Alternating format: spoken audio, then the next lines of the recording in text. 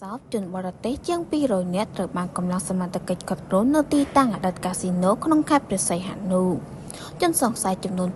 263នាក់ស្ត្រី17នាក់ត្រូវបានកម្លាំងសមត្ថកិច្ចកាត់គ្រោះក្នុងប្រតិបត្តិការទៅត្រួតពិនិត្យឆាយជេរទីតាំងអតីតកាស៊ីណូ Galaxy Welder ស្ថិតនៅក្រុមទី6ឃុំ4សង្កាត់លេខ4ក្រុងខេត្តព្រះសីហនុក្រោមការសង្ស័យថាមានការលបលួចប្រ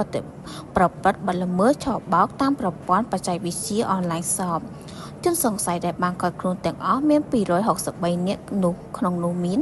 រួមមានជនជាតិប៉ារីស្តា11នាក់បង់ក្លាដេស23នាក់ចិន207នាក់ស្ត្រី7នាក់ស្ត្រីមីយ៉ាន់ម៉ា6នាក់ដេប៉ាល់4នាក់វៀតណាម7នាក់ស្ត្រី3នាក់ម៉ាឡេស៊ី4នាក់និងស្ត្រីជនជាតិឡាវម្នាក់ចំណែកវត្ថុដកបានត្រូវមាន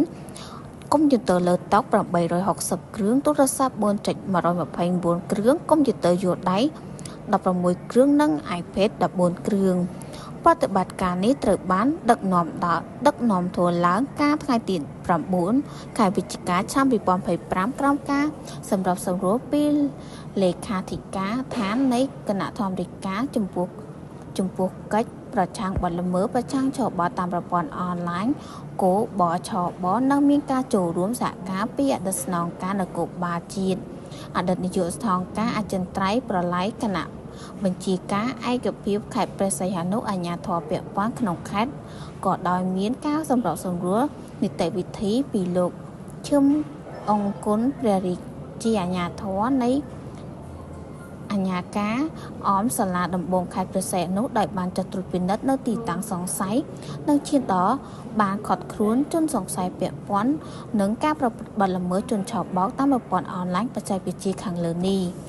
ក្រោយការបង្ក្រាបនេះសមាជិកជំនាញបច្ចុប្បន្នកំពុងសហការជាមួយភាគីពាក់ព័ន្ធដើម្បីស្រាវជ្រាវបន្ថែមទៀតឈានទៅចាត់វិធានការតាមផ្លូវច្បាប់ចំពោះមេខ្លោងនៃការឆបោកតាមប្រព័ន្ធបច្ចេកវិទ្យានេះ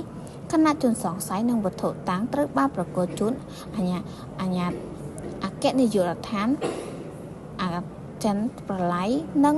សមត្ថកិច្ចពាក់ព័ន្ធដើម្បីអនុវត្តតាមនីតិវិធីច្បាប់